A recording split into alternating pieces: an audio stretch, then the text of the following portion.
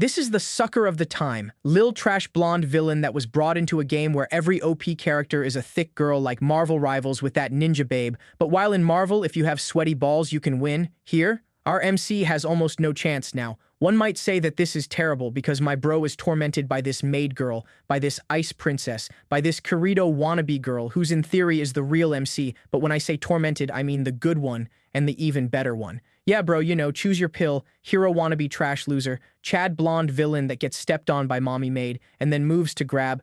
Yo, better stop here before the video is down. Now, unfortunately for bro, he can see that in the future, he will get locked in a dungeon and become the mechanic bull toy of one the girls to be emptied every day. I feel so bad for him that would offer myself to change places. I'm a hero for real. Also, his father went to war and said that when he's back in 1 year, he's better have put a baby inside the maids because they need new heirs. That's what I call running a family like a business. And with all that going on, our boy, who's kind of weak compared to the crazy girls in this world, has to survive the fury of the real MC who's absurdly op. Can he pull that off? Doesn't matter because we're here to see thick babes. Let's get it. It all starts in the castle, home of the Campbell family. The main guy starts wondering, wait a second, did Matt just die in a car crash? I mean, a car accident. Did I travel through time or something? This decoration looks kinda European, and that face in the mirror, it looks like me when I was 17 or 18. Except that doesn't make any sense because he's a lot older now. He takes another look, surprise, and yeah, he really was pretty good looking when he was younger, before turning into a broke, overweight mess. Just as he's coming to the conclusion that he's getting old, having those kinds of dreams where you reincarnate just because your life turned out miserable, he grabs a little knife and says he's gonna have to confirm it, and blood gushes out. He says it's just a small cut, though it hurts like hell, and he has to lick his fingers, saying this damn thing feels way too real. Then suddenly, the memories come rushing in. The guy he reincarnated into is named Moon Campbell. A poor guy who lost all of his titles, ended up turned into a beggar, and was abandoned by his family. His father even warned him never to set foot on their land again or he'd be killed without mercy. Apparently, he committed some terrible crime. He puts his hand over his face and says, "Damn,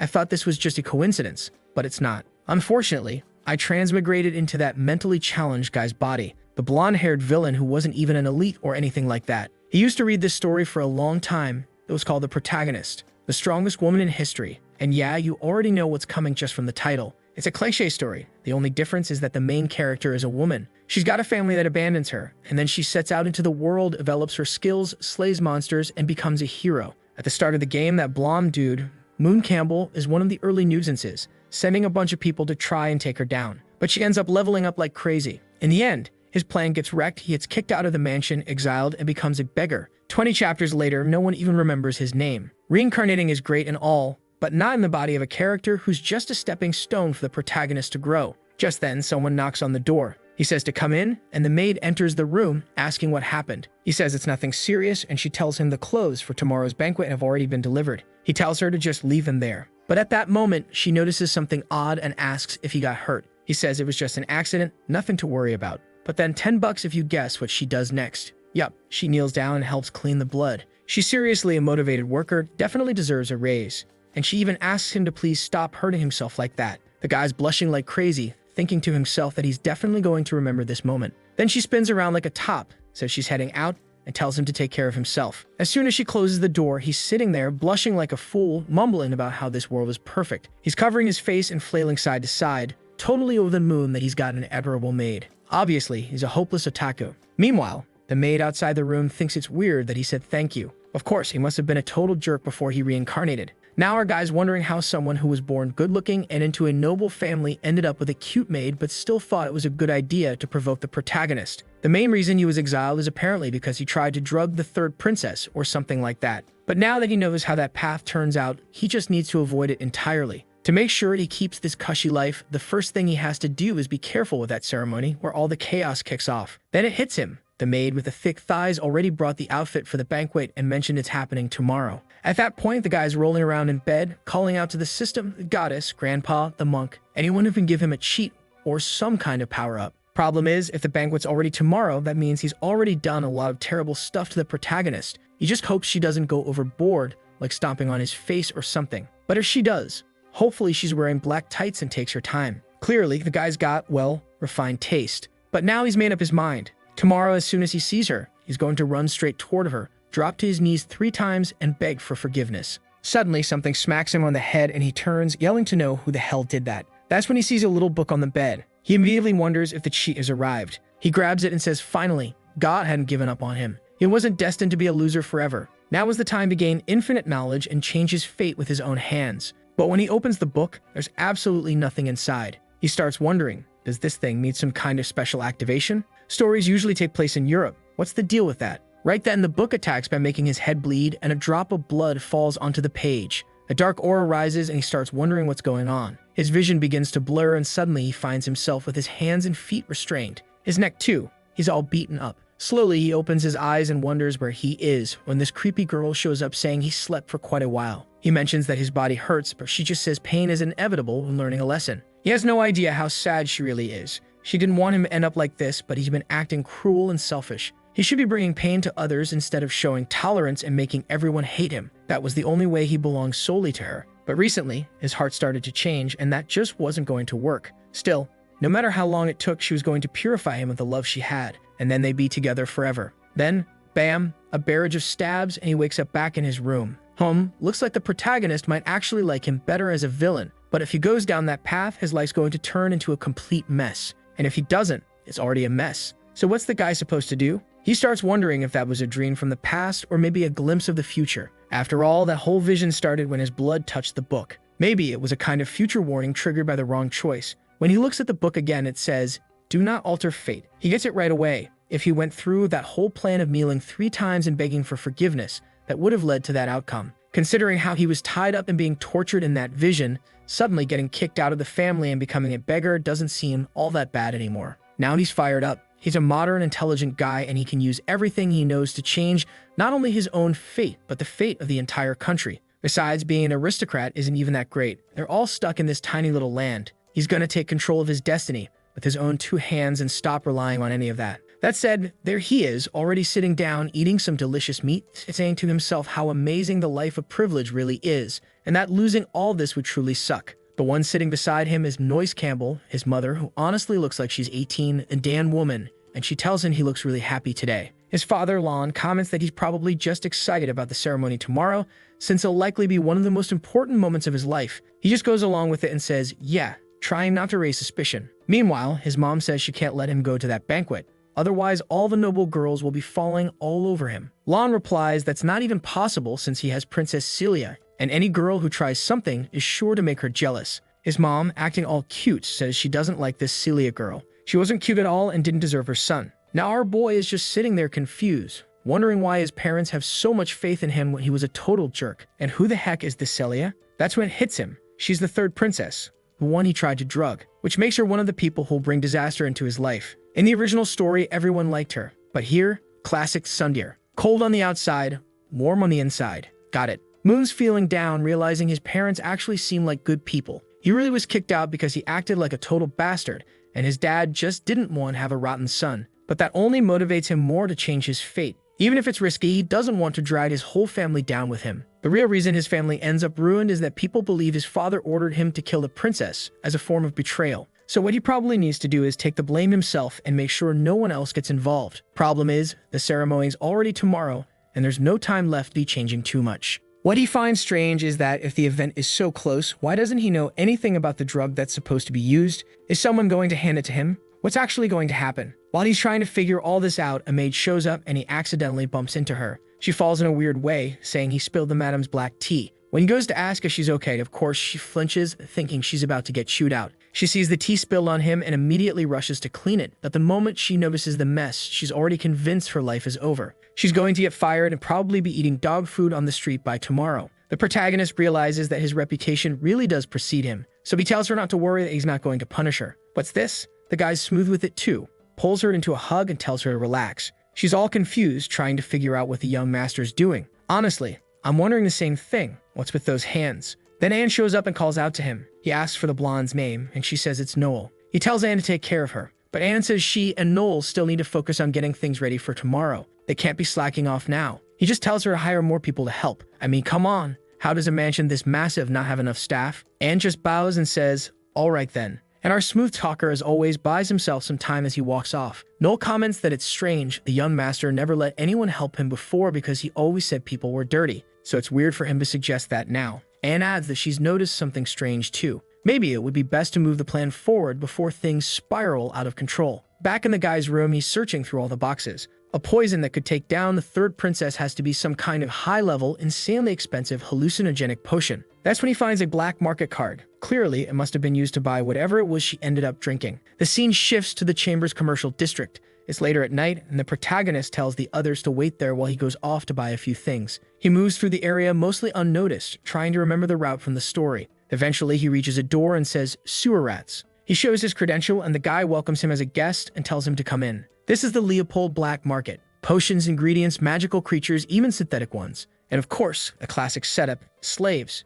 One of the protagonist's allies was actually purchased from this place. That part's secondary though, because right now he's got bigger problems. He enters one of the rooms and is greeted by someone wearing a cat mask, who immediately asks what he's looking for. They've got every type of potion. He says he wants something that's colorless, odorless, works especially well on mages, and knocks them out for hours. He's probably going to buy it, use it, but won't actually do anything to the girl. Now I'm confused too. He's trying to follow the story, but I honestly don't know what he's planning anymore. The person in the cat mask says he must be looking to have a real fun time. If he wants, she can even recommend a few slaves. He says he's leaving, but she stops him, saying to wait. She'll get the potion. Moon says there's no way to tell if this is a man or a woman, and that's fair. Whoever drew this character sure made it tough. It's scary to even guess, so let's keep it neutral. The human being grabs a potion while our protagonist is thinking about how incredible that body is. Most likely, it's a stunning woman with a powerful figure running this whole underworld operation. At that moment, the door opens again and someone else walks in. Judging by the black tights, you already know what time it is.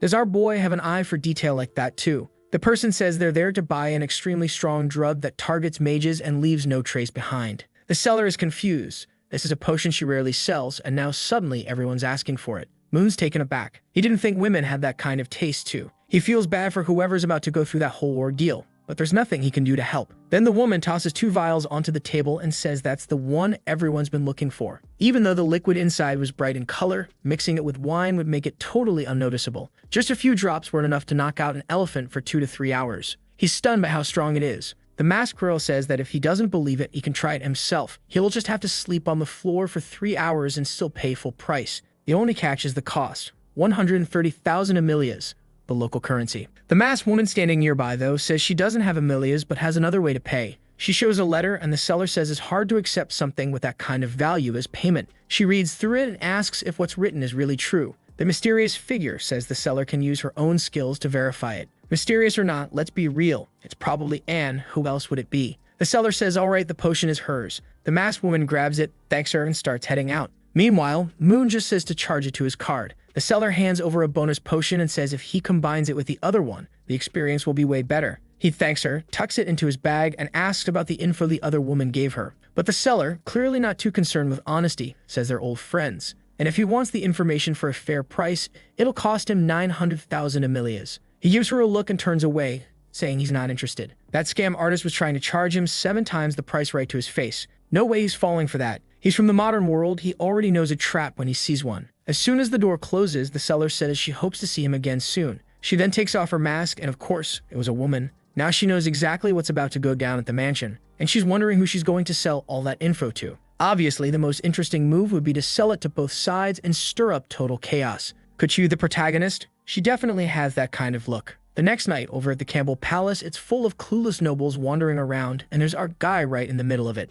A mustachioed gentleman shows up with his 3rd daughter, saying it would be wonderful if she got to meet young Mr. Campbell. She glances at our boy and starts trembling, then dashes off, dress fluttering, yelling that her mother was calling her. Honestly, that reaction looked more like fear than anything else. The father apologizes, saying she's a bit scared, and Mood just says it's okay. That's when he starts noticing none of the girls seem happy to see him. Clearly, his reputation has taken its toll. Still, his father, Lon, places a hand on his shoulder and says he's impressed with how the boy's been behaving. He's really stepping up, and tonight, he'll stop being a boy and become the man of the Campbell family. Moon thanks him and says he'll do his best. Suddenly, someone at the entrance calls for silence. The 3rd in line to the throne of the Leopold Empire is about to arrive. Blessed with the purity of snow, known as the Ice Goddess, the 3rd princess, Celia, who looks suspiciously like Payman from Genshin Impact. Lon says he's going to go mingle with the rest of the guests and asks Moon to take care of her. Moon goes right in, calling out to the princess, saying it's been a while. He compliments her appearance, and she even has the little sparkles in her hair like Payman. My god, the girl's got real presence.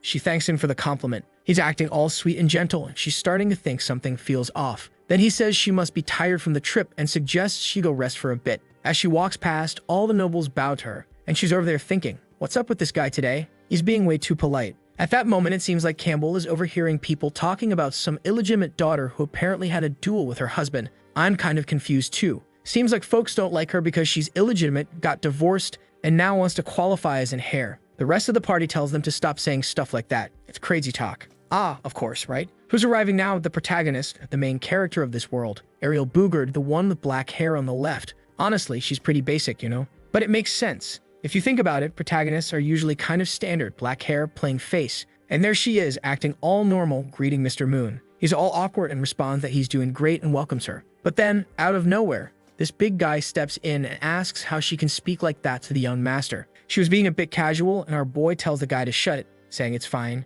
She can talk however she wants. He's already been polite enough. At that point, she practically has a mini meltdown. She's wondering why this guy who used to treat her like some terrible illegitimate daughter now suddenly knows how to pronounce her name. Her friend is watching Ariel all confused until someone reaches out a hand and calls for Miss Leah. Another one startled, because Campbell knows her full name, Miss Leah Angel. He reaches out to take her hand, but Ariel slaps it away and tells him to knock it off with the scheming. She grabs him and tells him to listen. She's here because of his father, so he better not try anything shady. If he even thinks about doing something awful to her or Leah, she'll make sure he never walks out of there alive. With that, she walks away. I already like her. She's putting on the righteous hero act, but we both know she wants him to cause trouble. Moon's thinking that, just like he expected, dealing with the protagonist is going to be rough, but he says he doesn't really care. Once the night ends, she'll go her way and Hope go his, and they'll never see each other again. Not long after he gives his speech, apparently it's his birthday. Who knew? Looks like he turned 18. Everyone claps and calls him amazing. The guy almost has another episode, but now it's time to get down to business. He looks around and spots the payment lookalike chilling by the mirror. He walks up, introduces himself, and apologizes, saying he hopes he's not being rude. He asks for the honor of a dance. Oh my god, does he think he's royalty now? She accepts, of course. That girl, though, she's rocking some serious firepower with that outfit. Whatever accessories she's wearing look like they're practically bursting out of her. Meanwhile, the nobles are all stiff and awkward, glancing around, and the protagonist is off to the side eating cake while watching him dance with the third princess. She compliments his steps, and he says he's still a beginner. She knows how much he's changed and says now he's finally acting like a noble. What she finds odd is how his dance invitation earlier went. Warrior, I shall grant you the mercy of a dance. Be grateful. He awkwardly tells her to forget that, says to leave it in the past. The music plays. Let's go, people. We're deep in the plot now. They're dancing, she's praising him, the usual stuff, and then, what's this? He slides in close behind Payman. Is he calling for backup, adventurer style? That's when she says they need to have a private conversation. She already knows this marriage is just political arranged because of their families. He replies that if she wants to cancel it, they can work together to make that happen. She pulls back slightly and says they'll talk more about that later. Then she asks, how about they head to his room right now? Man, he's caught off guard, but it's too late, she's already pulling him away. Off to the side, there are two mischievous maids watching everything unfold. They're whispering about how that girl went off with that mentally challenged master. You know what word they're thinking. They say they've got to act fast because that's Lionheart territory now. Back in the room, he offers her a drink. She politely declines, saying she can't have even a single drop. Now Moon's in real trouble because he has no idea how the original protagonist actually managed to win this girl over. On top of that, he still needs to give her the potion, but if she's not drinking anything, he has no clue how he's supposed to pull this off. He asks what she likes to drink, and she says coffee, but then she quickly changes and offers to have black tea instead. Turns out black tea or wine are the only options available in that place. She looks a bit puzzled, but he waves her off, saying he'll go fetch it. Meanwhile, she's sitting there kind of confused. He seems so enthusiastic about making that tea. Obviously, he's back there slipping the potion in. Honestly, I thought it was the sleeping potion, but out of nowhere he says this one drop makes someone fall in love. On top of that, there's another vial he decides not to use. He's not so sure about its effects. Just then, she calls for him, which startles him, and he quickly turns around saying it's almost ready. But oh boy, in that quick spin, some of the potion spills all over the place. And the other vial. Turns out it was an aphrodisiac. He's relieved that none of the potions leave behind a magical trace. That is, until he looks down and realizes a good chunk of the potion hit the floor. His original plan was to sell a little of it to make some cash. But now, that's out the window. As he brings the tea over, we see someone peeking through the window. Payman, well, the third princess, comments that the Campbell family's black tea is strangely red and shiny. He says it's an extremely rare herb from the east, a real delicacy. She goes along with it and tells him to drink it first. Our boy goes, "What, Payman? Don't trust me?" Moon Campbell, the honest young noble, but she just replies that those who serve should always taste the drink first. That's basic noble etiquette. When he lifts the cup to take a sip, though, she snatches it right out of his hand and says his looks better. They should switch. Oh, One little sip later and she's already looking woozy. I thought it was going to be aphrodisiac, but nope, she wobbles, drops the cup, and passes out right onto the sofa. Moon's thinking it was a smart move to make sure both cups were dosed. According to the original story, the protagonist is supposed to burst into the room and try to kill him any second now. He needs to look suspicious, so he lowers her skirt a bit, unbuttons part of her outfit, takes his shirt off, and says it looks perfect. Anyone walking in would assume exactly what he wants them to. Looks like he's really aiming to be condemned this time. The only problem is, nothing happens. Time passes. Half an hour goes by and still no one shows up. That's strange because in the original story, she storms in to deal with the situation immediately. So what changed? In the story, the protagonist is walking through the halls, someone bumps into her, spills something on her dress, and that's how she ends up walking in on this mess. That's when he remembers. Maybe the one who spilled the tea was Noel. But earlier, he told Anne to let Noel rest, which must have thrown the entire chain of events off. Oh, look who's opening her eyes while he's still locked into his master plan. The girl's getting up. Turns out the aphrodisiac must have landed in the cup she snatched from him. Now he's standing there, confused, wondering why the room suddenly feels cold. Then bam, a hand grabs his face, a blast of freezing magic slams him to the floor. He begs Payman to calm down, saying he can explain. But she shuts that down, saying there's no need for explanations, let's just say that. That's when he realizes something's not right with this girl. He says he's going to get a doctor. Too late, his wrists are already pinned. She murmurs that her body feels cold and his feels warm. He begs her to calm down, but nope, she dives in with a kiss. The guy's praying that Ariel shows up to save him because if not, this little act is about to become all too real. Speaking of the tough one, there she is, walking through the halls, annoyed that her dress is stained. Then she hears some strange sounds. That's when Anne shows up and tells her this area is restricted. Ariel finds it odd, and Anne quickly offers to clean her dress, since that's the issue. She casts a spell, the outfit looks spotless, and Ariel's pretty impressed that even the maids around here know magic. That's when one of the maids casually mentions something about a pachichi cake, saying it'll be served at the party, and right away the protagonist lights up with joy, thanking her all cheerfully. Anne gives a little smile, but then turns around with that classic evil look on her face. Of course, Ariel's not that dumb. Or wait, maybe she is. She senses something off, like the smell of blood in the air, but then brushes it off, saying she's in the Duke's mansion and isn't getting involved. Besides, she's confident that Payman can handle that spoiled brat on her own. Nothing beats cake, so she's not worried about any of it. Nearby, those same shady maids are wondering if Ariel was the target. The one with gray hair says no. She was the target of a guy named Number 9, but she managed to kill him, even though it was a higher rank. The darker-haired maid tells her to hurry up, warning that if Campbell shows up, the mission could fail. But her partner says not to worry. She already checked the situation, and the action was in full swing. Meanwhile, our boy is a total wreck, scratched up, exhausted. What the hell happened? Wait, nothing actually happened. He was just struggling to defend himself. And now Payman wakes up, puts a sword to his face, and demands his final words. He tries to calm her down, but she just says he's going to the afterlife without saying a thing. He starts to panic. He's not even sure if he'll get reincarnated again. So he blurts out that his intentions came from real love. He's there, glowing with emotion, hoping the gods grant him a second chance, only to almost get his neck sliced open. She coldly says he really is disgusting. He apologizes and asks her to chill, saying they didn't even go all the way. But she snaps back that he's filthy for even calling those sincere actions. If he had actually tried to win her over with real effort, maybe she would have accepted the marriage. But instead, he went the sleazy route, drugs and trickery. He tries to explain that he never meant to insult her. She cuts him off and orders him to get on his knees. Then suddenly, something on the other side of the door catches her attention. She grabs him by the neck and forces him to command everyone outside to leave. She throws him to the floor and tells him to get dressed and deal with whoever's at the door, because he's about to die anyway. The poor guy's stuck between three awful options: get killed by Celia, be hanged by the king, or end up trapped in some strange dungeon by a mysterious stranger. Wait, was that the protagonist? No, it looked like some other lunatic. Meanwhile, the other girl is casually putting on her tights, saying he'll be dead any minute now. Moon opens the door to see who it is and jumps. It's that same maid, saying they spent some time together and she brought food. He tells her to set it down and thanks her. But then he realizes he's never seen her before. So who is she? She says she was hired to help with the banquet, which she finds strange considering no maids or new staff were supposed to be brought in. She agrees and then suddenly dashes forward, knocking him down. In that moment, he realizes her real target is Payman. She leaps in with 2 knives. Boom, an explosion, and when he looks up, at least the Ice Queen managed to defend herself. Payman demands to know if her idiot brother sent this assassin. The maid replies that unfortunately the details are confidential. In another room, we see golden orbs floating and whispering that the princess will be killed tonight at the Campbell estate, and that will be the end of someone. Not sure who this white-haired girl is, but she seems to know what's going on. Back in the room after that explosion, the maid backs off, admitting that Payman's magic is way more dense than expected. But her expression changes when she hears the incantation, because now Payman's charging in with an ice spear and almost skewers her through the skull. While the two go at it in a brutal clash, our guy is thinking, when gods fight, mortals suffer. There's literally nothing he can do. He tries to open the door again, but it's sealed shut. They're still going at it hard. He hides behind something, realizing that damn maid must have cast some kind of barrier spell to keep anyone else from getting in. And then he notices something, the change in plans to bring in outside staff that was made just yesterday. The only way a plan could have been prepared for this in advance is if someone's been leaking information. He nearly gets hit by an attack, and all he can do now is pray that Payman wins.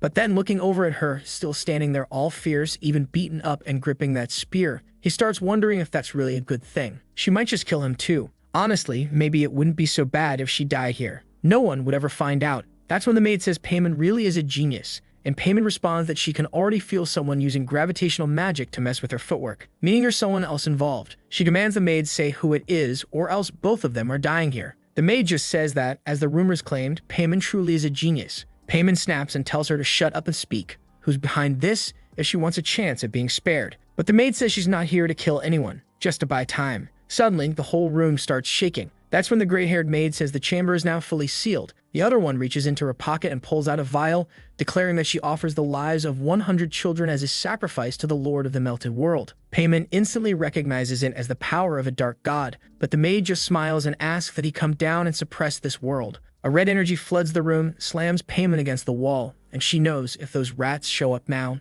she doesn't stand a chance. The maid confirms it. They're rats, sure, but the real target tonight is the princess. She goes in for another strike, but Payman grabs the dagger from our protagonist and blocks the attack. The maid is shocked. This girl, bloodied, her tights shredded, beaten, exhausted, but she avoided the vital points. Still, it didn't matter. She had no blood magic left. One brutal kick to the ribs sends her crashing into the floor, but Payman's built different. She gets back up. The assassin says she'll make her death a painless one and lunges for the finishing blow. Blood sprays, but guess what? Our boy jumped in front and tanked it. He literally took the hit head on. No blocking, no deflection, just pure courage. Guys, remember that moment when our protagonist got stuck at the table? I'm pretty sure it was Anne behind all this. I don't know how I didn't connect the dots. 1 + 1 is 2. It was her. The damn girl's even on the story cover. Anyway, back to it. Anne's calling his name, and Payman wants to know why. He's on the floor, spitting blood, and suddenly remembers when the other maid opened the door earlier and told him he could leave. He considered running, but realized he couldn't. So he calls out to Anne and asks what she thinks she's doing.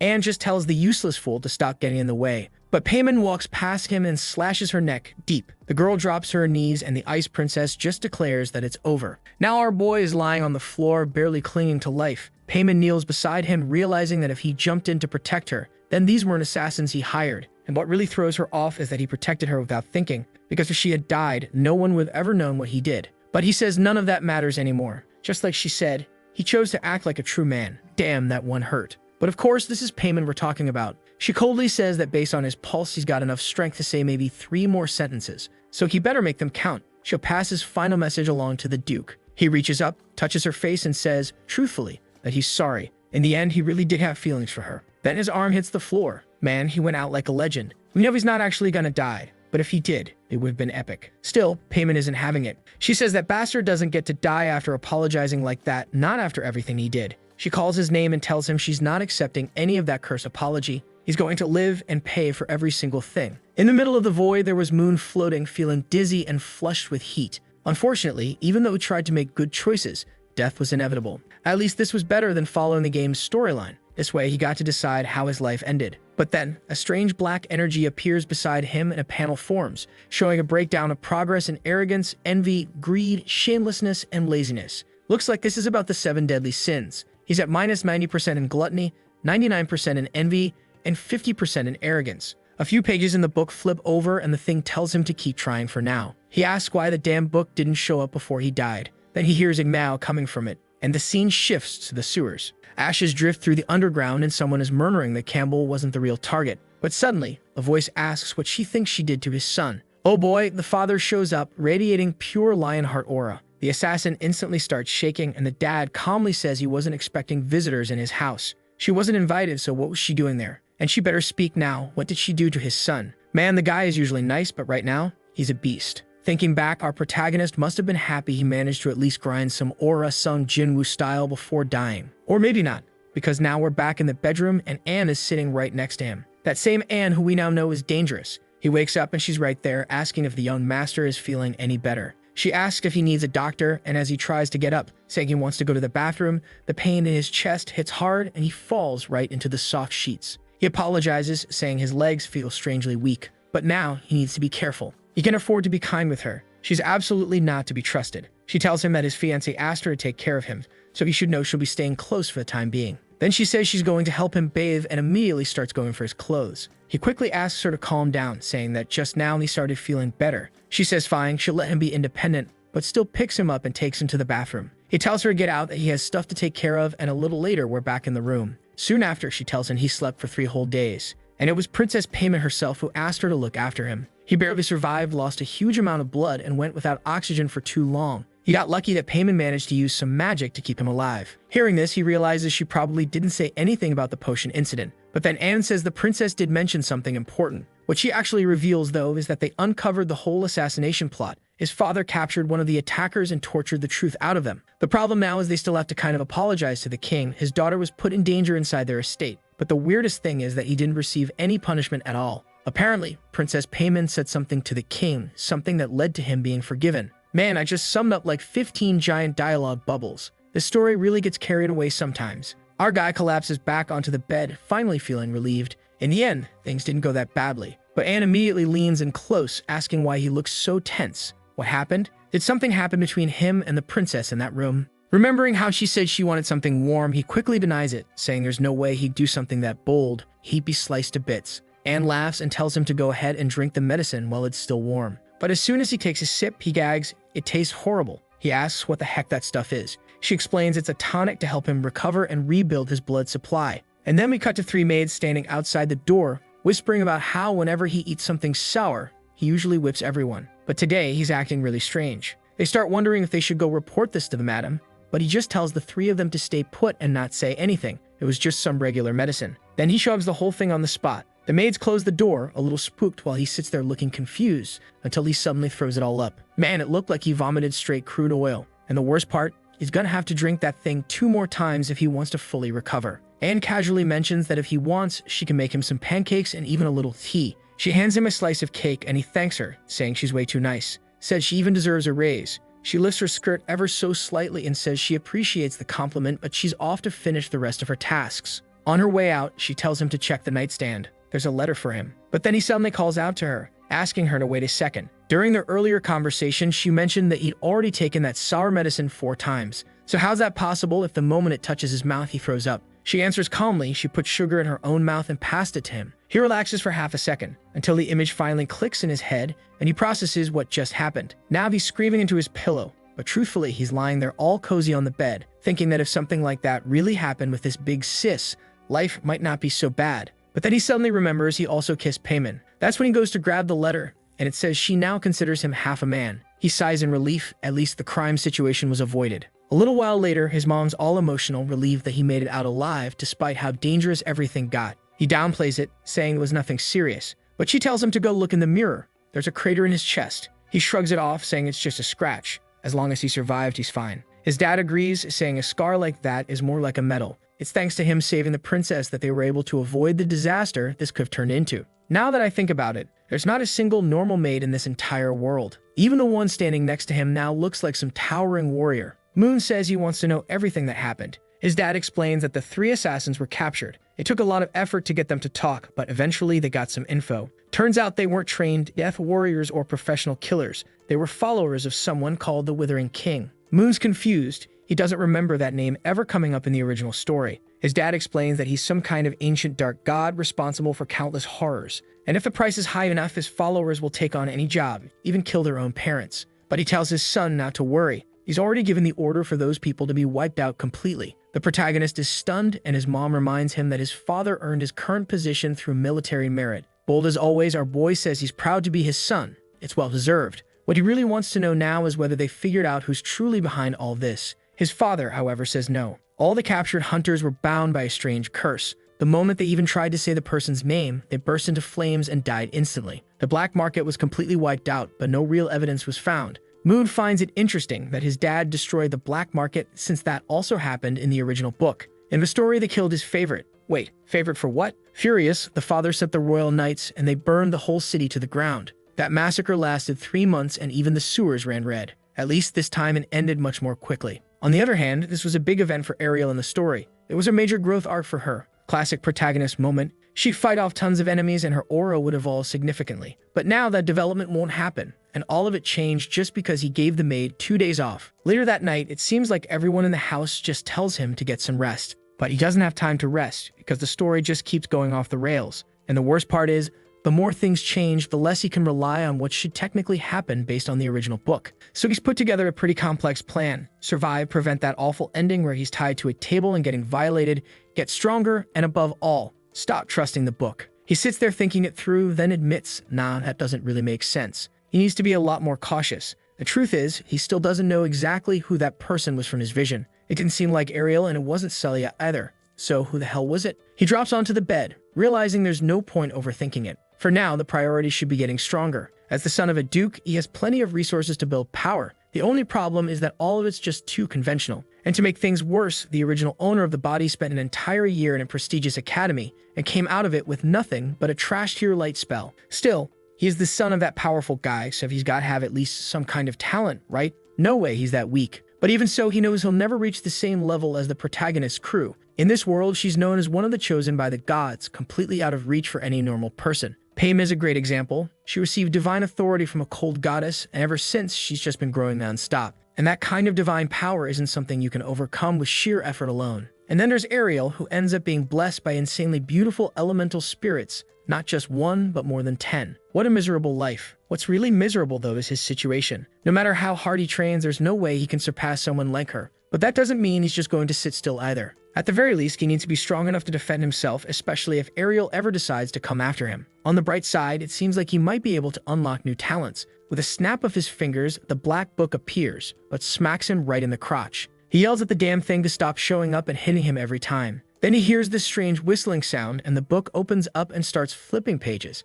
Now it's retelling everything that's happened over the past few days, and he's annoyed because the thing is way too detailed. The way it's written, it makes him sound like some shady creep trying to do something awful to that poor girl. That's when he notices something odd. One of the words in the text, assassin, is glowing red. Suddenly, a strange energy surrounds him, and he yells at the book to give a warning next time. Now he finds himself in a new room. He looks around and quickly realizes it's not the same dungeon from before. Maybe it's another space inside the book, but before he can really figure anything out, someone approaches from behind. He turns around, and it's her again. That same girl who already once hit him in the neck. Boom, no time to react. Lights out. He wakes up in bed again. The poor guy didn't even get a second to understand what just happened, dropped in one hit. The book stirs again, and when he looks, it shows that his dagger combat skill is now at 1% and his shadow step is at 0.5%. Finally, he's discovered the actual combat abilities he has in this messed up world, and he's fired up, saying he's sure this hack of his is going to be seriously overpowered. Later that night, he's lying in bed, mumbling about how he barely survived. He lasted, apparently, just 3 seconds in there. He decides to check if his proficiency went up, and yeah, he gained 1% in both. Now he understands his skills really are broken. Any ability, maybe from enemies he defeats, gets recorded in the book and he can learn it. Or maybe it's just skills he sees.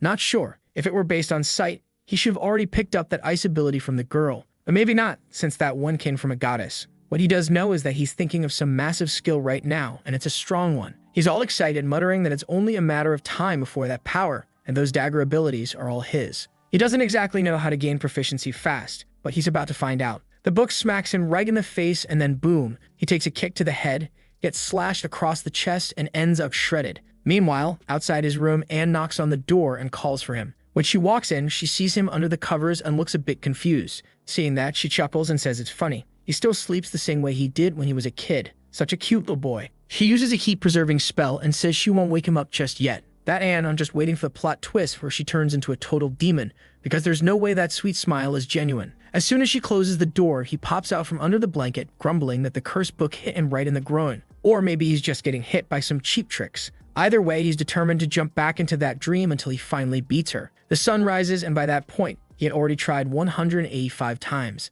That's some next-level mental resilience. He dies in every single attempt, but now he's lasting 30 seconds. He gets hit with a wave of exhaustion, bumps into his tea, knocks it over, and crashes to the floor, completely drained. But finally, he had found a way to get stronger. The only problem? The pain of dying in that illusion feels very real. He thought he could game the system. At the moment he died, he could just re-enter and ignore the fear. But nope, that was impossible. And now, after a full night of effort, it's time to see the results of all that grinding. His dagger technique had reached level 2, and Shadow Step was at 11%. Sure, that was still nowhere near assassin level, but just knowing he could evolve like this was already a huge deal. He's excited to test it out, so he activates Shadow Step and dashes across the room. The guy's practically leaving smoke trails, completely hyped, until he suddenly winces in pain. Turns out his foot got scorched. Now he's wondering how that assassin girl who attacked Payman managed to use this without flinching. And then it hits him, of course. These techniques are way too advanced for someone like him, just a tier 1 fighter. Back at the academy, he learned that to handle techniques like these, you need to channel ki throughout your body to reinforce it and reduce the recoil. But that's something only level 2 warriors can do. So the plan for now is to find a proper teacher, preferably a hot one, of course. He's already daydreaming about Saint Maria from the academy. The only issue is that while he knows tons of powerful mages, he doesn't know that many strong warriors. That's because in this world, magic is so ridiculously broken that no one even bothers with martial arts. Why train punches and kicks just to eat a fireball to the face? Then it clicks. There's one warrior, probably the most powerful in the whole story. Or rather, not probably, definitely. That would be his dad. How the hell did he forget he had the final boss living in the same house? In the last 100 years, no warrior has had a greater impact on the world than him. At 15, he was already a royal guard. At 20, he crushed rebel forces. By 27, he became a marshal of the empire. At 32, he earned the title Lionheart King. He's never lost a fight. This guy is the real deal. Our boy is now thinking that Moon actually deserved the tragic ending he got. The guy had everything, a perfect life, and even a father who could have taught him everything. But he blew it. That's fine though, because from now on, he's going to ask his dad for personal training. You'd think the next line would be the dad refusing, but no. It's actually Anne knocking again, saying the master is looking for him. He walks out with her,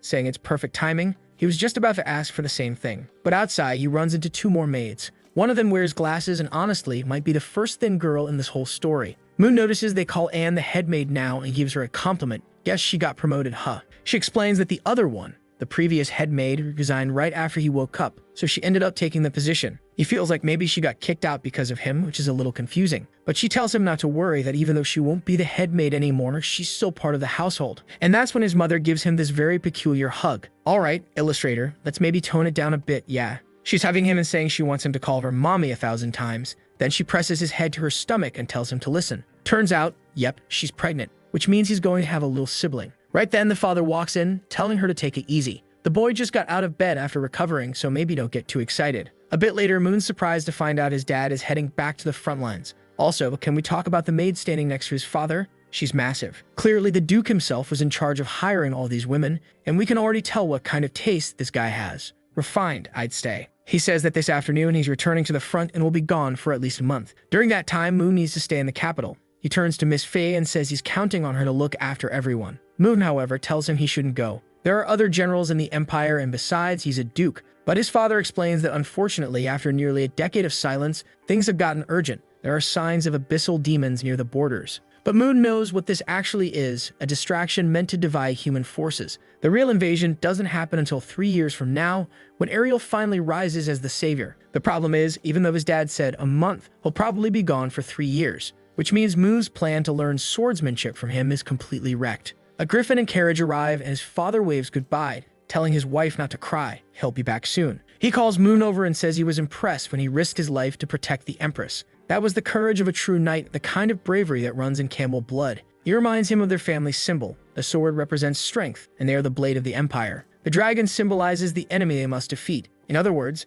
they are the weapon of the entire realm. At some point, every man in the family must step onto the battlefield. He's not sure if Moon will follow that path, but that doesn't matter. What matters now is that he's become a real man. And because of that, his father promises to invest every resource he didn't have in his youth, so Moon can become even stronger. Moon just stands there, silent for a moment, and then his father says it's time to talk about something serious. He wants to know what Moon really thinks about Anne. Caught off guard, Moon says she's nice, but why bring that up? His father explains that he's watched that girl grow up. She comes from a good family, she's smart, and most importantly, she sees him as more than just her master. If Moon doesn't want to lose her, he better do something about it soon. Now Moon's standing there totally thrown off. What is his father even talking about? The Duke decides to be blunt.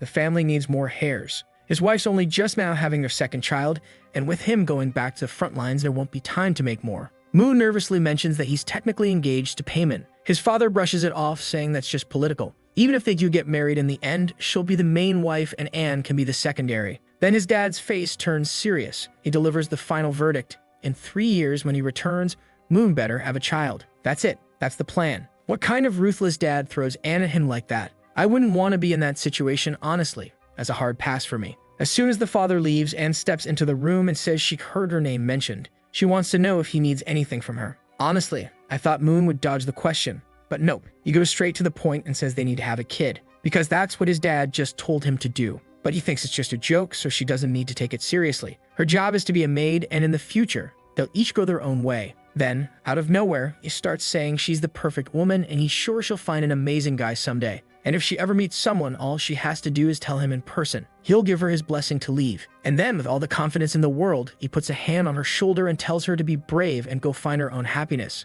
Meanwhile, he walks off feeling great, thinking he just pulled the perfect move. But is he actually into her? Feels like he is, doesn't it? But just as we expected, yeah, that didn't sit right with her at all. She's literally shaking with rage, whispering through clenched teeth that he really has changed. She can't wait any longer. It's going to have to be tonight. And here we are tonight. Our boy's lying there thinking how nothing is going the way he planned. He thought he'd get help from his father to get stronger, but now the guy's gone. So now he's got to figure it out solo. For the time being, he's avoiding the academy, since half the people there are close to the all-powerful protagonist, and that would only make his situation worse. He needs to master the basics first.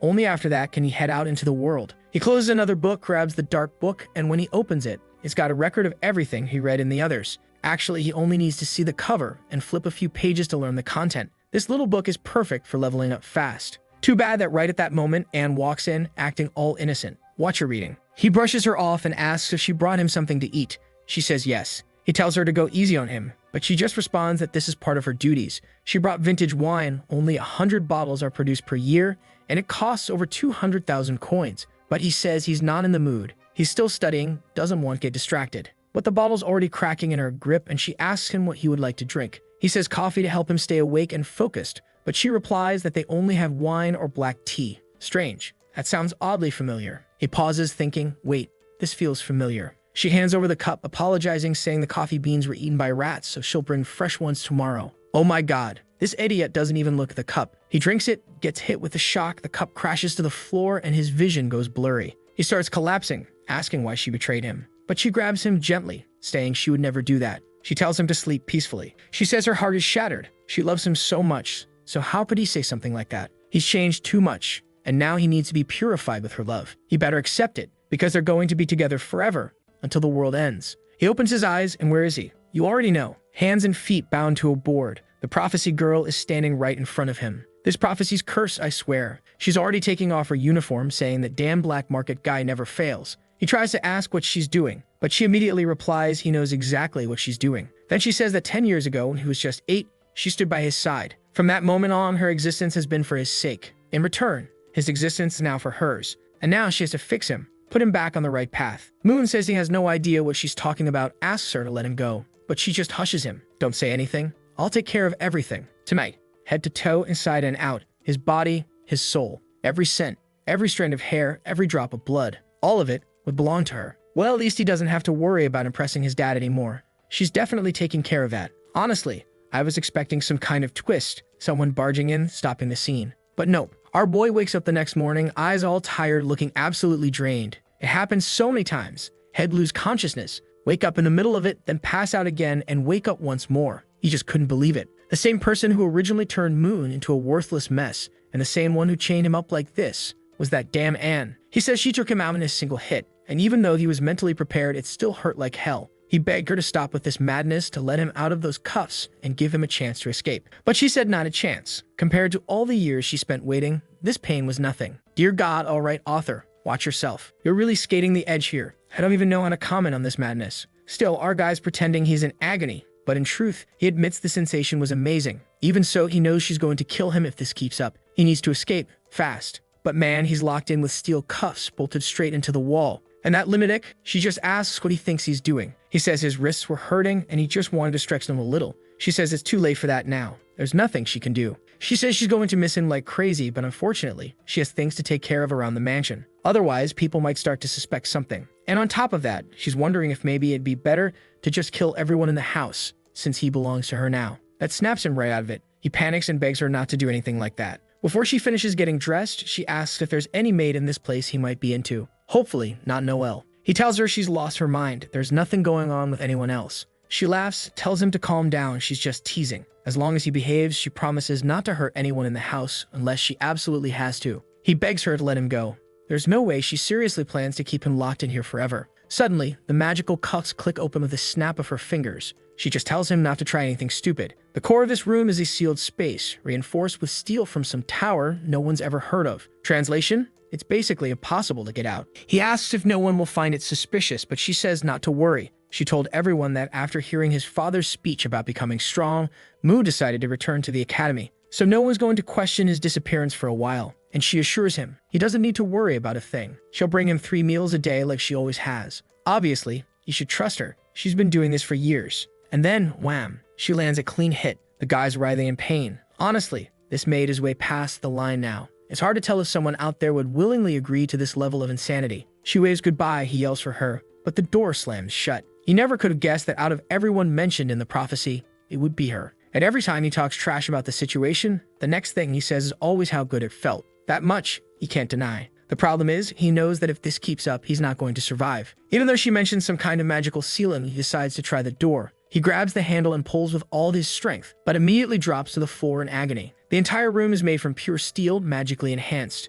There's no way out. Finally, the book shows up without slapping him in the face this time. Mu tells it straight. He's got no chance. This woman has as much power and potential as Payment herself. Even if he started training now, there's no way he'd get strong enough before dying. But the book just stays open. And he figures, all right, he's got nothing better to do. May as well train instead of moping around. But then wait a second. As he opens the book, he realizes the one he read last night had the equation to get through this exact situation. Next chapter, he's already knocked out 199 200 push-ups. At least his body's still holding up after the brutal night. First it was Payment, now it's Anne. What the hell is happening to this guy? He's not mad about the pain. What really gets to him is that he can't do anything. He's always the one being overpowered. But next time, he swears he's going to be the one who takes her down. That thought barely finishes forming before she shows up, smiling and saying the day's work is over. So Moon, talk is easy, now let's see you act. And here she is, already saying she feels like a wife coming home after a long day. So cute, she says, like this is all perfectly normal. She's brought him dinner and even prepped a bath at the perfect temperature. Good grief, how am I even supposed to describe this?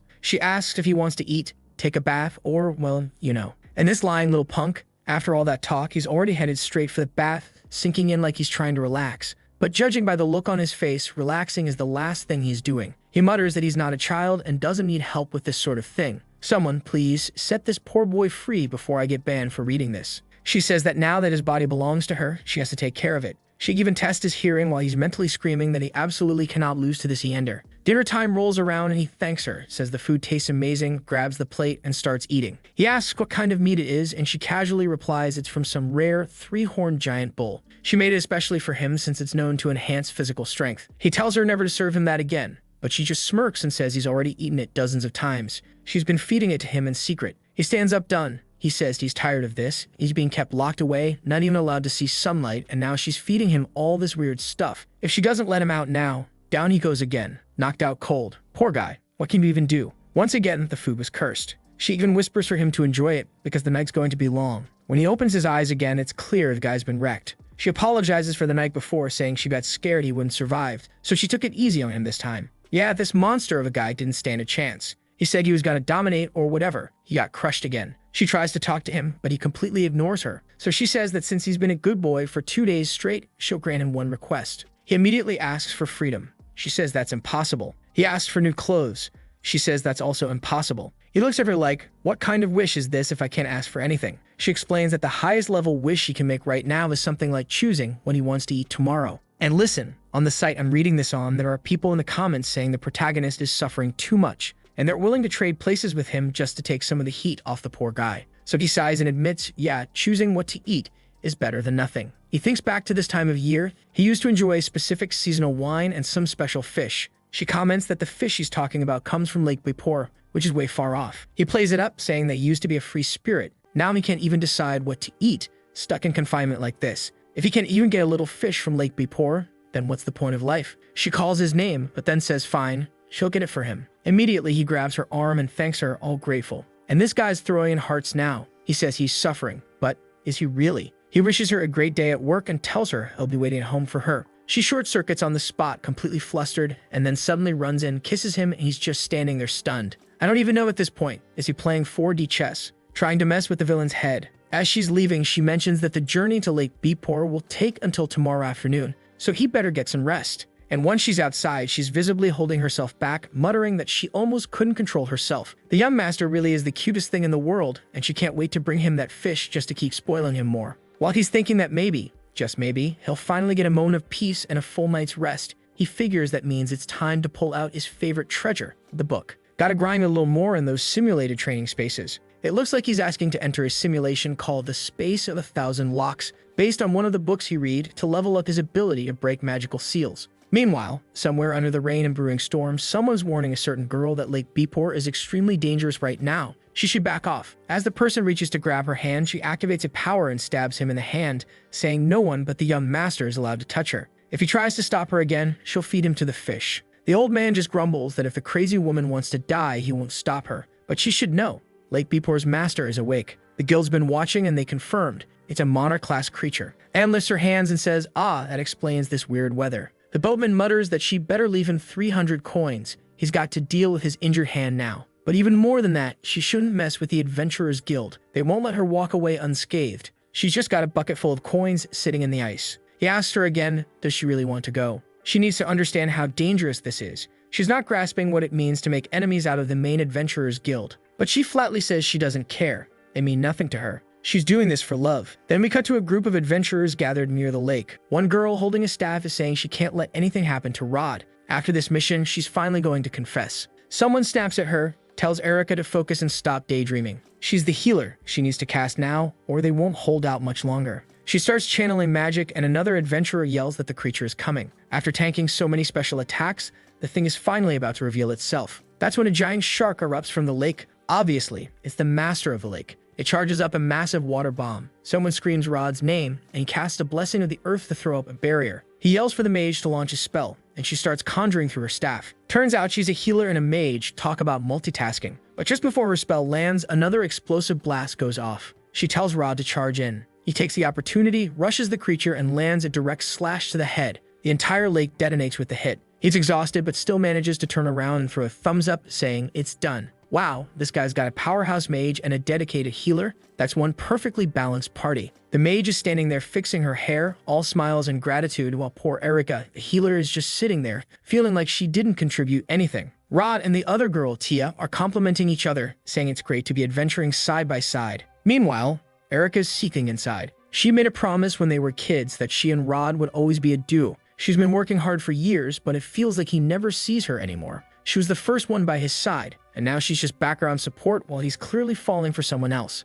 Ty is still healing him when Rod suddenly calls out to Erica, telling her to snap out of it and help dissect the lake monster. But then, something feels off. They hear a strange sound. The surface of the water grows murky again, and then, boom, water blasts upward into the sky. Everyone ducks immediately. Another lake beast is rising. This one's different. This one's the real deal. Tia quickly starts casting a third-tier spell, this one huge, but it doesn't do a thing. The magic slams into the creature's neck, and nothing. The beast counters with a thunderstorm attack from its horn, lightning tears through the sky. Erica grabs Rod and pulls him out of the way, yelling for him to be careful. But he tells her to move. This monster is way beyond what they're capable of dealing with. She asks what he's going to do, and he says, "I'm going to protect Tia. I brought her into this party, it's my responsibility." Even if it meant dying, he was ready to die by her side. Yet, Erica definitely would have preferred not to hear that. Rod charges forward while, from a distance, someone's silently watching the whole mess unfold. Of course, it's Anne, curious to witness the power of a monarch-level beast firsthand. If dragons had this kind of strength, she figured she'd finally be able to get that specific part to feed the young master. But why is she always trying to feed him monster meat anyway? Once again, the boss readies another lightning strike. Rod knows it.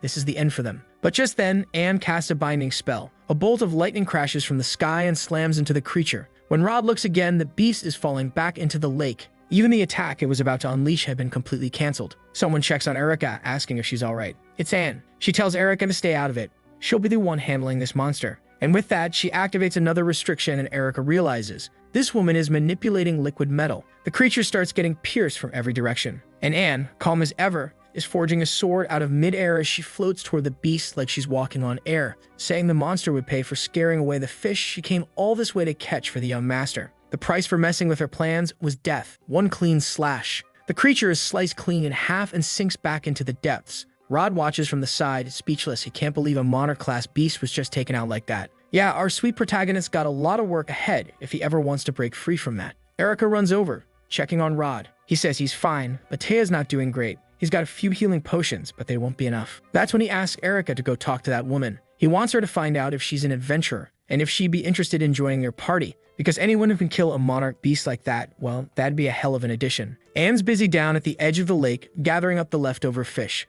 The only problem? She forgot to ask the young master which ones he actually likes. Just then, Erica walks up and tells her that the two she's holding aren't edible. One smells awful when cooked, and the other's highly toxic. She should go for the other two near the front. They're the famous edible ones from Lake Bapor. Anne, curious, asks how she knows that. Erica explains she used to live nearby. A lot of nobles like those fish, so she catch and sell them. Within 15 minutes of watching Anne prep, she already knew how to handle it and make it perfect. That's when Erica asks, "Did you come all this way to get this fish for someone you love?" Anne just answers calmly, "Yes. The person she loves wanted fish, so she came." Erica replies, "To have someone you love that much and to have them receive that love from you. They must be really lucky." Anne pauses, reflecting on how her love is received, which right now involves the guy unconscious in a dark room, and says, "Yes, he's very lucky. I'm sure we understand the depth of my love." She turns to leave, but Erica calls out to her, asking her to wait. She says it's about love. She has a problem, and she wants the opinion of a mature woman like her. Anne sets the fish down and replies that love is the kind of problem where the solution isn't always clear. But since Erica helped her figure out the fish situation, she'll try to return the favor with some advice. Erica starts with the classic line, "So, my friend, she's like someone for a really long time." But she doesn't know if this person feels the same. Her friend's kinda shy, a bit naive, and now there's another woman in the picture. And ever since, he's been treating that new girl better. So now she's thinking of giving up. Anne listens carefully, then asks how much this friend loves that guy. Erica immediately replies, "It's not me, it's my friend." But Anne cuts the act. "Enough with that. Just say it." Erica finally admits it. Yes, it's her. She's loved him since they were kids, for over 10 years. Anne looks her dead in the eye and asks, "Would you give your life for him?" And Erica says, "Not just my life. I'd do anything for him, even if the whole world stood against me." Oh boy, here we go. Another one completely off the rails. Anne just nods and says, "Well, sounds like you already have your answer then." If her love really runs that deep, there's nothing left to ask. She needs to follow the true voice in her heart and give everything she has to the one she loves. And more importantly, she should really think hard before making any choice she might regret later on. As Anne walks away, Erica's left there, deep in thought, replaying that whole follow your heart speech. But then suddenly, a strange flame ignites, not around her, but inside her. A voice whispers, asking if she's really going to give up everything. Is she really going to surrender? The voice tells her to let go of morality, of laws, of even her own life, to sacrifice it all for him, and not let anyone else take him away. Man, this world's a ticking time bomb. I remember the stuff in the Zhang Hao story where the girls were unhinged, but this is a whole other tier of crazy. Now she's trembling, muttering that she's going to lose it if someone else ends up with Rod. The voice replies, "Finally, you understand. You need to embrace your deepest desires and claim him. But there's a catch. Rod's strong. So if she wants to make sure he truly belongs to her, she'll have to break his arms, slap a collar on him, and reduce him to nothing more than a pet. Yup. The demons in this world, there's something else." Meanwhile, Rod's sitting by Tia, practically saying a prayer over her. He turns to Erica and asks if she's okay and what happened with that other woman. She says she's fine. The lady didn't do anything. She just took a little while because she ran out of mana. The only issue is that she's a maid from a noble family, so she won't be able to join their party. Rod says that's fine. What can you do? He just wanted to thank her in person. Tia agrees. If it weren't for that woman, they'd all be dead. But then Tia adds that she noticed something strange.